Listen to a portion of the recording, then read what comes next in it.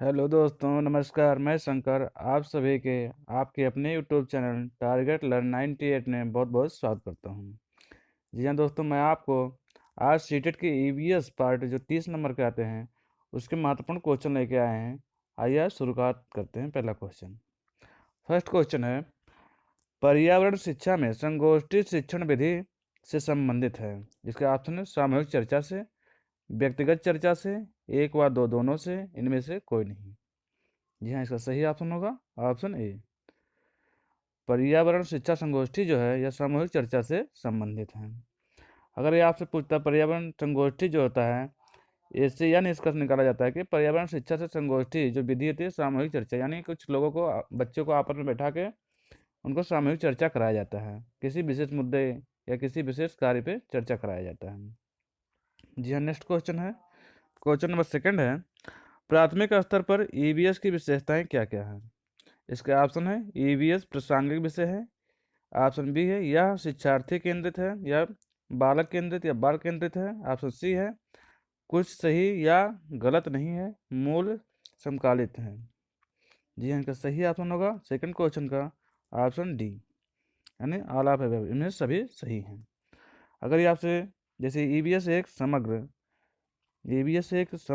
इसकी एक विशेषता ये भी है, ईवीएस एक समग्र क्षेत्र, मतलब इसके अंतर्गत समग्र मतलब सब कुछ आता है, जैसे भौतिक, रसायन, सामाजिक विज्ञान, संस्कृति इत्यादि का इसमें मिलान या समायोजन होता है। भोजन, आवास, पानी, सबका इसके अंदर ईवीएस के अंतर्गत समायोजन होता है। और ईवीएस प्रासंगिक विषय है। प्रासंगिक इसलिए है क्योंकि पर्यावरण उन स्थानों से दूसरे स्थानों पर, भिन्न भिन्न स्थानों पर जो पर्यावरण परिवर्तन होता है या वहाँ के वातावरण जो चेंज होता है उसके द्वारा ये ईवीएस के द्वारा ही पढ़ाया जाता है बच्चे को। और इसके कुछ यह शिक्षार्थी केंद्रित यानी यह बाल केंद्रित होता है, बालक को ध्यान में रख के इसको पढ़ाया जाता है।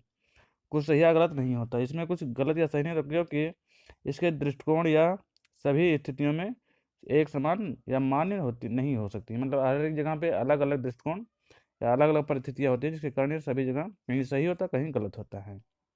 यह नेक्स्ट क्वेश्चन है, ईवीएस अधिगम के संबंध में निम्न में से कौन सा सत्य नहीं है। ऑप्शन ए है अनुभव के माध्यम से अधिगम, अमूर्त से मूर्त के अधिगम, ज्ञात से अज्ञात, ईवीएस की प्रासंगिक प्राकृतिक है। जी हाँ, इसका सही ऑप्शन होगा पहला। देखिए, अनुभव के माध्यम से अधिगम ये ठीक है, अमूर्त से मूर्त ये नहीं, अज्ञात से ज्ञात से अज्ञात, जो बच्चा जानता हो उसी के द्वारा उसे जो नहीं जानता उसके बारे में सिखाया जाता है। और ईवीएस एक प्रासंगिक प्राकृतिक है, मतलब प्रासंगिक मतलब उपयोगी है, इसलिए इसका ए सी और डी, जिसमें ए सी, इसका सही ऑप्शन तीसरे क्वेश्चन का होगा ए सी डी, जिसमें सिर्फ बी गलत है। इसमें पूछा क्या है, सत्य नहीं है, इसका जो बी ऑप्शन है ये डी ऑप्शन है ये सही है, अर्थात इसमें से ये गलत है। जो ये है मूर्त से अमूर्त, बच्चों की ये मूर्त से अमूर्त मतलब बच्चा जो जानता है उससे जो नहीं जानता उसके बारे में सिखाया जाता है। जो चीज़ देखता है पहले देखने वाली चीज़ ये बताई जाती है, फिर जो नहीं देख सकता उसके बारे में बताया जाता है। इसका बी ऑप्शन जो है गलत है। नेक्स्ट क्वेश्चन है, सुष्मिता एक प्राथमिक विद्यालय में पर्यावरण अध्ययन की शिक्षिका है। दिए गए विकल्पों में से वह बच्चों को अधिगम के अवसर प्रदान करने के लिए क्या नहीं करेगी। ऑप्शन है बच्चों को समस्याओं को हल करने के लिए प्रेरित करेगी, ये सही है, ठीक है। सेकंड क्वेश्चन है, उन्हें संकेत देगी ताकि बच्चे नया ज्ञान सीख सकें, ये भी ठीक है। कक्षा में उत्तर न देने पर विद्यार्थियों को हर बार दंडित करेगी, नहीं ये नहीं कर सकते हैं। उनकी अवधारणा को स्पष्ट करने का सहायता करेगी, जी हाँ इसका सही है। इसमें क्या पूछा है, क्या नहीं करेगी, इसका जो सी ऑप्शन होगा ये नहीं करेगी सुष्मिता। नेक्स्ट क्वेश्चन है, क्वेश्चन नंबर 5 है, ईवीएस के आकलन उपकरण के संबंध में निम्न कथन सही पढ़कर सही कथन का चयन करें। आकलन उपकरण ऐसी सामग्री है जो मूल्यांकन की चुनी हुई पद्धति के लिए अकेले एकत्र करने में सक्षम बनाती है। ऑप्शन बी है अवलोकन क्रम निर्धारण मापने जांच सूची ईवीएस से संबंधित कुछ आकलन उपकरण है। जी हाँ, इसका सही ऑप्शन होगा ऑप्शन दोनों, यानी इसके दोनों ऑप्शन जो है ये राइट हैं। क्वेश्चन नंबर 5 के दोनों ऑप्शन सही हैं। आकलन आकलन जो होता है, आकलन उपकरण इस प्रकार से उपकरण है जानकारी प्रदान करता है जिसका उपयोग करके यह निर्धारित करते हैं कि बच्चे ने कितना सीखा है उसका परिणाम या शिक्षण परिणाम जो प्राप्त किया गया या नहीं, मतलब बच्चा क्या सीखा क्या नहीं सीखा इसके बारे में अवलोकन से प्राप्त करते हैं। नेक्स्ट क्वेश्चन है, क्वेश्चन नंबर 6 है, छात्रों में ईवीएस की समझ अधिगम को विकसित करने के लिए निम्न में से कौन सा उपागम का अनुसरण किया जाता है? अवलोकन, रिकॉर्डिंग, सामाजिक संरचना, सामान्यीकरण। जी हाँ, इसका सही ऑप्शन होगा ऑप्शन डी, ए, बी और डी। अवलोकन, और पहले बच्चा अवलोकन करेगा, उसके बाद अब लेखीकरण मतलब लिखित लिखेगा उसको, फिर सामाजिक संरचना, ये सामाजिक संरचना जो है ये गलत है, और सामान्यीकरण जनरलाइज करेगा, यानी पहले बच्चा किसी चीज़ को पहचानेगा, अवलोकन करेगा, देखेगा, फिर पहचानेगा, फिर उसका डेटा एकत्रित करेगा, फिर उसका सामान्यीकरण करेगा, फिर निष्कर्ष निकालेगा। जिसका है डी ऑप्शन है राइट है। क्वेश्चन नंबर 7 है, कक्षा में एक ईवीएस शिक्षक की भूमिका है, मतलब ईवीएस का एक टीचर है, उनकी कक्षा में क्या स्थान है, क्या भूमिका है? छात्रों को व्याख्या प्रदान करते हैं, बच्चों की सोच में नया ज्ञान शामिल करते हैं, बच्चों को अन्वेषण और खोज में मार्गदर्शन करते हैं, रटने के प्रोत्साहित करते हैं। जी हाँ, इसका सही ऑप्शन होगा ऑप्शन बी और सी। बी और सी ये राइट है। छात्रों की व्याख्या प्रदान करते हैं, नहीं, व्याख्या उन बच्चों को प्रदान किया जो बड़े होते हैं, छोटे बच्चों को व्याख्या नहीं दिया जाता है। रटने के प्रोत्साहित ये भी नहीं कर सकते, रटना नहीं है, समझाना है। इसका बी और सी ऑप्शन सही है। क्वेश्चन नंबर 8 है या 8 है, एक नया पाठ शुरू करने से पहले एक शिक्षक अपने शिक्षार्थियों को एक मनोरंजक गतिविधि में प्रोत्साहित करता है। इस गतिविधि का उद्देश्य क्या है? शिक्षक के कार्यभार को कम करना, पाठ से पहले शिक्षार्थियों को अनुशासित करना, शिक्षार्थियों को प्रेरित और सक्रिय करना, शिक्षार्थियों का ध्यान भटकाना। जी हाँ, इसका सही ऑप्शन होगा ऑप्शन सी, यानी शिक्षार्थियों को प्रेरित और सक्रिय करना। एक नया पाठ शुरू करने से पहले शिक्षक को यह चाहिए कि शिक्षार्थियों को प्रेरित और सक्रिय बनाना चाहिए, ताकि वह जो चैप्टर पढ़ाए वो आसानी से सीख सकें। यदि एक शिक्षक एक नया पाठ शुरू करने से पहले अपने शिक्षार्थियों को एक मज़ेदार गतिविधि से प्रोत्साहित करता है, तो इस गतिविधि का उद्देश्य ये होता है कि शिक्षार्थी को प्रेरित और सक्रिय करना, यानी बच्चों को अधिक से अधिक सक्रिय रहेंगे, एक्टिव रहेंगे, तो आसानी से सीख सकते हैं।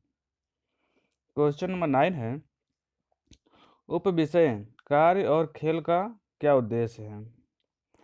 इसका ऑप्शन है गतिविधि के विभिन्न स्वरूपों का अवलोकन करना, रूढ़िवादी लैंगिक भूमिकाओं के संवेदनशील रूप से देखना, बच्चों द्वारा खेले जाने वाले खेलों का विश्लेषण करना, उपरोक्त सभी। जी हाँ, डी ऑप्शन जो है राइट है, यानी उप विषय कार्य और खेल, जो विषय है कार्य और खेल का उद्देश्य क्या क्या है, इसके निम्न उद्देश्य हैं, ये बताते हैं। इससे बच्चे जो खेलेंगे उससे उनके क्या क्या विकास होगा, उद्देश्य क्या है खेलने के, खेल के और कार्य के। संज्ञानात्मक विकास को बल बढ़ावा मिलता है, यानी बच्चे के इससे दिमाग बढ़ता है, या संज्ञानात्मक विकास के उसके दिमाग की कल्पनाओं को बढ़ता है। कल्पना और सृजनात्मकता को बढ़ावा मिलता है, बच्चा कल्पना और सृजन कुछ चीज़ें बना सकता है। लैंगिक रूढ़िवादी का आलोचना या विश्लेषण कर सकता है। शारीरिक और गतिक विकास को बढ़ावा मिलता है। भाषा अर्जन में मदद करता है खेल।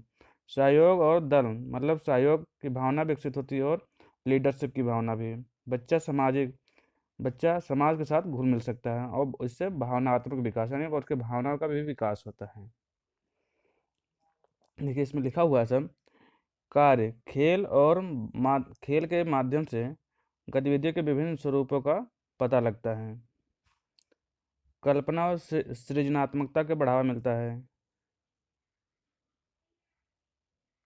लैंगिक और रूढ़िवादिता की आलोचना का विश्लेषण, शारीरिक और गतिक विकास को बढ़ावा देता है, भाषा अर्जन में मदद करता है, खेल के विभिन्न स्वरूपों का अन्वेषण, सहयोग और दल का कार्य आदि इसके उपरोक्त पॉइंट हैं। आप देख सकते हैं, आपके स्क्रीन पे है। क्वेश्चन नंबर 10 है, जो हम जानते हैं और करते हैं विषय पर चर्चा करने के लिए शिक्षक ने कुम्हार को अपने विचार साझा करने के लिए कक्षा में बुलाया। शिक्षक कक्षा के में किस संसाधन का उपयोग कर रहा है? इसका ऑप्शन है प्रौद्योगिकी, संसाधन, सामुदायिक संसाधन, प्राकृतिक में संसाधन, मीडिया संसाधन। जी हाँ, इसका सही ऑप्शन होगा ऑप्शन बी। ऑप्शन बी है जो राइट है, सामुदायिक संसाधन। यानी एक शिक्षक जो है, एक शिक्षक के लिए पड़ोस में रहने वाले प्रत्येक व्यक्ति का संसाधन होता है। अर्थात एक विचार के प्रयत्न, एक व्यक्ति के प्रयत्न से व्यक्ति मूल्यवान, हर एक व्यक्ति मूल्यवान होता है। इसलिए प्रत्येक व्यक्ति दैनिक कार्य के अनुभव के माध्यम से एक दिन ये अपने निपुण, जो जिस माध्यम में जो कार्य करता है उसमें वो निपुण होता है। जैसे नाई, लोहार, बढ़ई, ये सब जो होते हैं एक शिक्षक के लिए महान संसाधन होते हैं। मान लीजिए जो ये कुम्हार अपने जो विचार हैं, जो इसके अनुभव हैं, जब बच्चों को बताएगा तो बच्चे उसको आसानी से समझ सकते हैं। एक छात्र द्वारा गांव में अपने घर के बारे में लिखा गया निम्नलिखित परिचय पढ़ें। पहाड़ी इलाके से आया है, हमारे यहाँ भारी वर्षा होती है और बर्फबारी भी होती है। जब बहुत ठंड होता है तो हम धूप में बैठना पसंद करते हैं। हमारे यहाँ घर पत्थर या लकड़ी के बने होते हैं। यह जगह होनी चाहिए, मतलब यह स्थान कहाँ पे होता है? इसके ऑप्शन केरल, हिमाचल प्रदेश, असम और कश्मीर। जी हाँ, इसका सही ऑप्शन होगा हिमाचल प्रदेश। इसका सही ऑप्शन हिमाचल प्रदेश जो है ये सही है, option B. Option B is right. अब देख लीजिए, इसमें हर क्षेत्र एक अलग घर होता है, मतलब जहाँ जैसे एरिया होता है उस स्थान से उसका घर बनना होता है। हर एक क्षेत्र में अलग अलग टाइप का घर का प्रकार, क्षेत्र, जलवायु परिस्थिति पर निर्भर करता है। मतलब जिस प्रकार से घर, जैसे राजस्थान में अलग टाइप के, हिमाचल प्रदेश में अलग टाइप के, और आसाम में भी अलग टाइप के, इस प्रकार से घर बने होते हैं। इनका स्पष्टीकरण दिखाया गया है। लेह में कैसे घर होते हैं, अगर आपसे पूछता है, एग्जाम में पूछा हुआ है कई बार। लद्दाख जो है, लेह में घरों में 2 मंजिला होते हैं, ठीक है। भूतल में खिड़कियां नहीं होती हैं। भूतल जानवरों के लिए होता है और वस्तुएं रखने के लिए। और अगला जो मंजिल होता है वो लकड़ी की सीढ़ियों का उपयोग करके ऊपर जाते हैं छत पर, और छत उनके घर के सबसे अहम हिस्सा होता है। गर्मी के मौसम में लोग कई फलों और सब्जियों छत पर सुखाते हैं। घर पत्थरों से बने होते हैं जिन्हें ऊपर तक रखा जाता है, और छत उनके घर से सबसे अहम हिस्सा होता है। देखिए, इन घरों की दीवारें मिट्टी और चूने की पोती मोटी परत से ढकी होती हैं। घर अंदर से थोड़ा शेड जैसा लगता है, जिसमें ढेर सारी घास फूस रखी जाती हैं। ये कहाँ पे होते हैं? ये लद्दाख में। अब मनाली या हिमाचल प्रदेश में, मनाली एक पहाड़ी क्षेत्र है। यहाँ भारी बारिश होती है और बर्फबारी भी होती है। घर पत्थर या लकड़ी के बने होते हैं। आपके क्वेश्चन में यही क्वेश्चन पूछा हुआ था, कहाँ पे होता है। और ये आसाम में किस प्रकार से घर होते हैं? आसाम में भारी बारिश होती है। वहाँ के मकान जो होते हैं, मकान ज़मीन से लगभग 10 से 12 फीट ऊपर होते हैं, ऊपर बनाए जाते हैं। इससे बारिश के दौरान घर में बाढ़ आने से बचा जा सकता है। मतलब वो लकड़ी पे घर बनाते हैं, 10 से 12 फीट ऊपर बनाते हैं। उन्हें मजबूत बांस और खंभे पर बनाया जाता है। बांस और खंभे पर उनका घर बना होता है। घरों के भीतरी भाग में लकड़ी के बने होते हैं। मतलब जो आसाम में घर बनते हैं बांस के बम्बू पे और लकड़ी के बने होते हैं। अब कश्मीर में अगर पूछे आपसे, कश्मीर में जो घर होते हैं, मकान पत्थर के कटे से बनाए जाते हैं। मतलब पत्थरों के घर बनाए जाते हैं कि ऊपर रखकर, एक पत्थर के ऊपर दूसरा पत्थर रख के बनाया जाता है। कुछ पुराने घरों में एक विशेष प्रकार की खिड़कियाँ होती थी जो दीवार से निकली थी, उन्हें डब कहते हैं। और यहाँ पे डोगा हाउस बोट जो डल झील के झेलम नदी में देखा जा सकता है। और राजस्थान में देखिए किस प्रकार से घर होते हैं। राजस्थान में वर्षा बहुत कम होती है, वहाँ घर मिट्टी के बने होते हैं, ठीक। और घरों की दीवारें काफ़ी मोटी मोटी दीवारें, क्योंकि वहाँ गर्मी बहुत अधिक पड़ती है।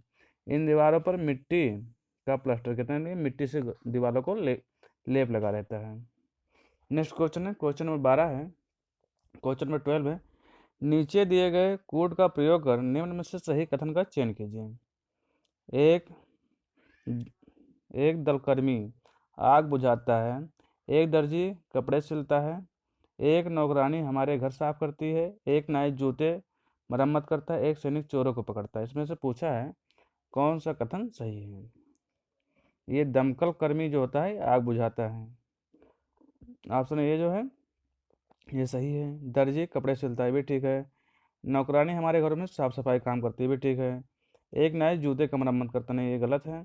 एक सैनिक चोर को पकड़ता है, ये भी गलत है। यानी ए बी सी जो है ये राइट है। बाकी डी और ई जो है ये गलत है। नाई का कार्य होता है बाल और दाढ़ी को काटना। सैनिक का कार्य होता है विदेशों से जो आक्रमण हमारे देश पे हो या किसी देश पे होता है उनसे सुरक्षा करना। क्वेश्चन नंबर 13 है, 13 है। नीलिमा स्कूल की छुट्टियों में अपनी नानी से मिलने जाती है। कोई उसके घर आया और नीलिमा की माँ ने उसे बताया कि वह किरण है, जो उसकी नीलिमा के सबसे बड़ी नानी की सबसे बड़े बेटे की बेटी है। नीलिमा समीर किरण के पुत्र से किस प्रकार संबंधित है? यह ब्लड रिलेशन यानी रक्त संबंध से क्वेश्चन है, जो कि ईवीएस के पोस्ट में पूछा जाता है। आप ये नानी पहले बना लीजिए। देखिए ये नीलिमा की जो नानी है, मान लीजिए यहाँ पे ये बना लीजिए नानी, ये नीलिमा की नानी हो गई। मिलने से जाती है उनके घर पे, कोई आया, जो नीलिमा की माँ बताती है उसे कि वह किरण जो उनके नीलिमा के सबसे बड़े नानी के बेटे, माने इनके बेटे, जो इनका बेटा है ये उनकी बेटी है, उनकी माँ है, ये उसका मतलब इनका बेटा, तो इसका मामा हो गया, ठीक है। इनका भाई हो गया। सबसे बड़े नानी के बेटे की बेटी, मतलब इसके बेटे की बेटी, अब इनकी बेटी भी हो गई। और इनका जो बेटी है ये नीलिमा है। ये पूछा है किरण बेटे की बेटी किरण, और किरण के जो पुत्र है क्या नाम है, समीर। अब इसका जो पुत्र है समीर, इससे नीलिमा का क्या संबंध है? तो ये मौसी होगी, क्योंकि ये इसकी बहन हो जाएगी, ये इसके मामा हो गए, तो ये जब बहन हो गई तो इनका ये मौसी लगेगी। क्वेश्चन नंबर 14 है। लद्दाख के चांगपा जनजाति रेबो नामक तंबू में रहते हैं। ये तंबू के चारों ओर करीब 2 फीट गहरी खाई खोदते हैं।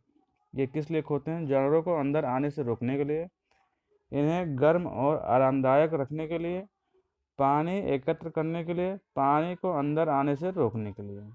जी हाँ, इसका सही ऑप्शन होगा, इसका सही ऑप्शन डी। पानी को अंदर आने से रोकने के लिए ये लोग जो तंबू लगाते हैं उसके किनारे किनारे 2 फीट गड्ढा खोद देते हैं। इसके बारे में और अधिक जानकारी के लिए इधर देखिए। हर क्षेत्र एक अलग, ये तो आप पढ़े हैं। चंपांग जनजाति के बारे में। चांगपा जनजाति जो होते हैं लद्दाख में पाई जाती हैं, ठीक है। ये खाना बदोश, मतलब कभी यहाँ ये इनका अस्थायी निवास या घर नहीं होता है। चांगपा जनजाति में केवल लगभग 5,000 लोग हैं। चांगपा जो तिब्बती भाषा जानते हैं और ये बौद्ध धर्म के अनुयायी हैं। इन्हें पहाड़ों और बहुत ही कठिन परिस्थितियों में ऊंचे रहते हैं। ये घोड़ों या आग पर अपना सामान जो होता है अपना सब कुछ ले जाते हैं लाद कर। उन्हें बकरी और भेड़, मतलब ये बकरी और भेड़ पालते हैं। इन बकरी और भेड़ों के माध्यम से मांस, पहनने के लिए ऊन और तंबू के लिए खाल प्राप्त करते हैं। चांगबा अपने बकरियों को ऊंचे और ठंडे स्थानों पर चराते हैं। ये रेबो नामक एक बड़े शंकु आकार तंबू में रहते हैं। देखिए पूरा। नेक्स्ट क्वेश्चन है। परिवार के सदस्य कई तरह से एक दूसरे से मिलते जुलते हैं। परिवार के बारे में निम्न में से कौन सा कथन सही है? बच्चों को अपने माता पिता से आंखों का रंग विरासत में मिलता है। पीलिया होना एक विशेषता है जो परिवार से में चलती है। जुड़वा बच्चे हमेशा बिल्कुल एक जैसे होते हैं। गोद लिया हुआ बच्चा उन लोगों से मिलता जुलता नहीं जो उनका पालन पोषण करते हैं। इसमें पूछा है कौन सा कथन सही है? जी हाँ, बच्चों को अपने माता पिता से आंखें और विरासत में मिलती हैं, पहला ऑप्शन सही है। पीलिया होना एक विशेषता जो परिवार से चली जाती नहीं, ये गलत है। जुड़वा हमेशा बिल्कुल एक जैसे होते हैं, नहीं, ये एक जैसे नहीं, कभी कभी अलग भी होते हैं। गोद लिया हुआ बच्चा उन लोगों से मिलता जुलता नहीं जो उनका पालन पोषण करते हैं, ये सही है, यानी ए और डी। इसका जो ऑप्शन होगा ए और डी, यानी बी ऑप्शन सही है। क्वेश्चन नंबर 16 है। चैंदा अब 8 साल का हो गया। वह समय के साथ 3 अलग अलग मकानों में रहा। जब वह बच्चा था तो मकान 1, जब वह जवान हो तो मकान 2, जब वह बूढ़ा होगा तो मकान 3। इसमें पूछा गलत सुमेलित युग्म का चयन कीजिए। ऑप्शन 1 है मकान, पहला मकान जो है मिट्टी और भूस गोबर के बने होते थे, सही है। ऑप्शन सेकंड है कच्ची ईंट लोहा के सीमेंट, ये भी सही है। संगमरमर टाइल्स और लिटेल, ये भी सही है, यानी इसका डी ऑप्शन जो है सही है। अब देख लीजिए इसके बारे में और विस्तृत रूप से। मकान, जो पहला मकान इसका था मिट्टी के, जो मिट्टी के बने होते हैं भूस ये सब के बने होते थे। सेकंड मकान जो इसका बना वो कच्ची सीमेंट और कच्ची ईंटों से बना। थर्ड मकान जो इसका बना इसमें फर्श वर्श किया और संगमरमर और चिप उप का आदि का प्रयोग किया गया। देखिए ये पहला मकान इसका इस प्रकार से बना था, जो इसमें घास भूस का। सेकंड हो गया ये वाला, और थर्ड मकान इसका ये फिनिश फिनिश एकदम वेल मेंटेन बना। क्वेश्चन नंबर 17 है, सूची और सूची 1 और सूची 2 का मिलान कीजिए। नीचे दिए गए कोटों को सही उत्तर का चयन कीजिए। सूची में पशु हैं, इसमें मकान, मतलब ये पशु कहाँ पे रहते हैं? मुर्गी, सुअर, चींटी, भेड़। मुर्गी जो है कहाँ पे रहती है? ऑप्शन बी से इसका आएगा दड़बा में। सुअर सुकरशाला, चींटी हेल में, भेड़ बाड़ा में। इसका कौन सा ऑप्शन सही होगा क्वेश्चन नंबर 17 का? ये डी ऑप्शन, डी ऑप्शन है राइट। और इधर अधिक उससे अधिक कुत्ता कहाँ रहता है? कुत्ता घर में, सिंह मांद में, या जो मांद होती है मांद उसमें, भेड़ बाड़ा में, बिल्ली पिंजरा में, मुर्गी दरबा में, हिरण घास स्थल में, घोड़ा अस्तबल में, गाय खलिहान में, बत्तख पानी में, चिड़िया घोंसला में, चूहा बिल में, सांप भी बिल में रहता है, बकरी बाड़ा में, बंदर पेड़ पे, सुअर सुअरशाला में, खरगोश बिल में, गधा अस्तबल में, बत्तख पानी में, मधुमक्खी छत्ता में, मकड़ी जाल में, चींटी जो चींटी होती है ये रहती है हिल में या टीले में। क्वेश्चन नंबर 18 है, नीचे कुछ दैनिक गतिविधियां दी गई हैं और आप इन्हें दिन में किस समय करते हैं? सही कथन का चयन कीजिए। सुबह 7 बजे उठते हैं, सुबह 11 बजे खेलने के लिए जाना, दोपहर का भोजन 16 बजे करना या 4 बजे करना, रात 1 बजे सो जाना। जिसका सही ऑप्शन होगा ऑप्शन ए, सुबह 7 बजे उठते हैं। क्वेश्चन नंबर 19 है, प्रतीक्षा शाम को 7 बजे अपने दोस्त के घर से जल्दी घर आ रही थी, लेकिन उसके भाई जल्दी में नहीं थे। यह ऐसा कर रहे थे क्योंकि अपना स्कूल होमवर्क पूरा करना था।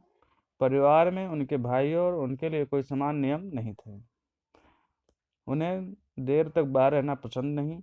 उन्हें रात में खाने में देर हो रही थी।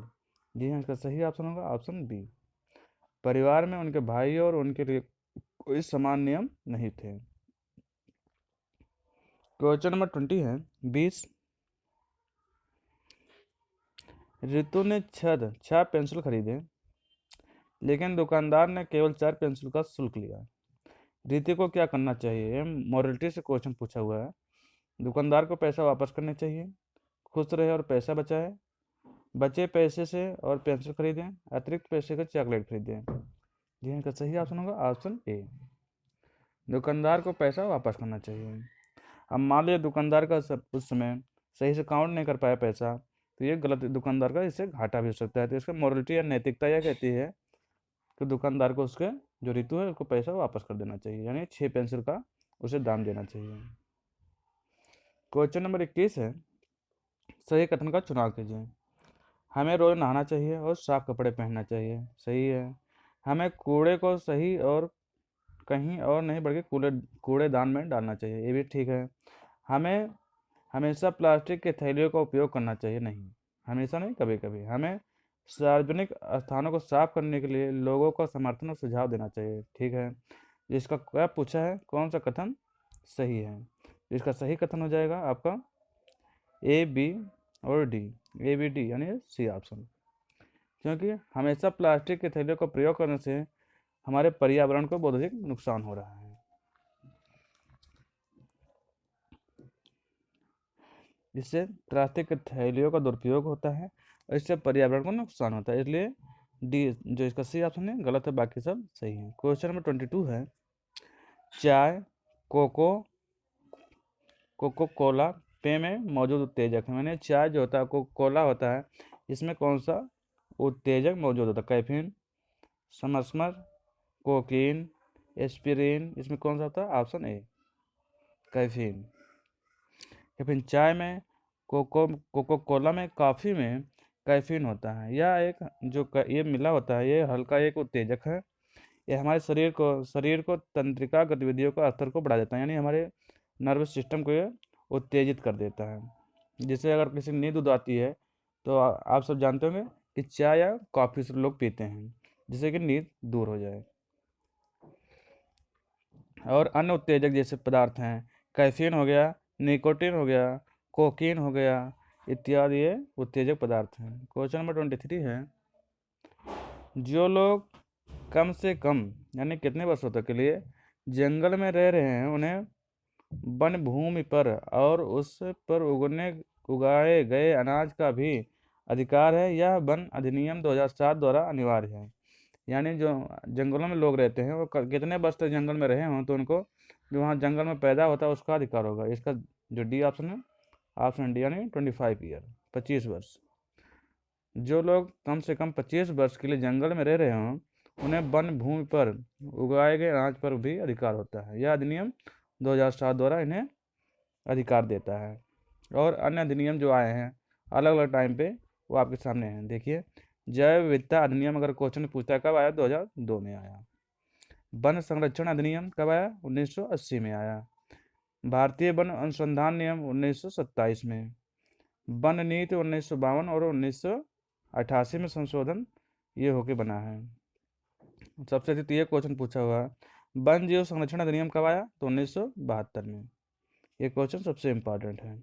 और पर्यावरण संरक्षण अधिनियम 1986 में। ये अलग अलग अधिनियम है जो एग्जाम में पूछे जाते हैं। क्वेश्चन नंबर 24 है, एक गांव स्तर के स्वास्थ्य कार्यकर्ता को आशा के रूप में जाना जाता है और निम्न में से कौन सा मिशन है?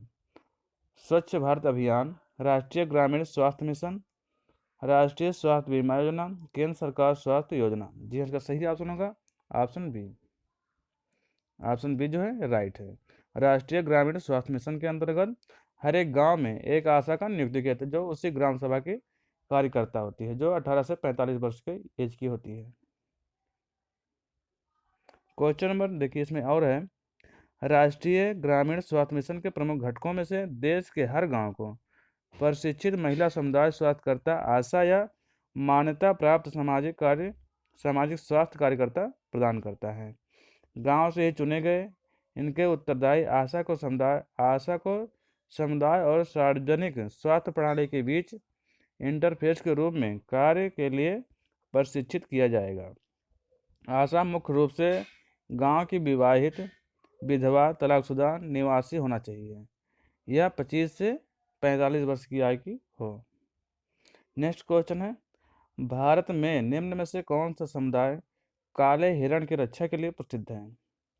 इसका ऑप्शन है भील, संथाल, बिश्नोई, उपरोक्त में से कोई नहीं। जी, इसका सही ऑप्शन होगा ऑप्शन सी, बिश्नोई समुदाय।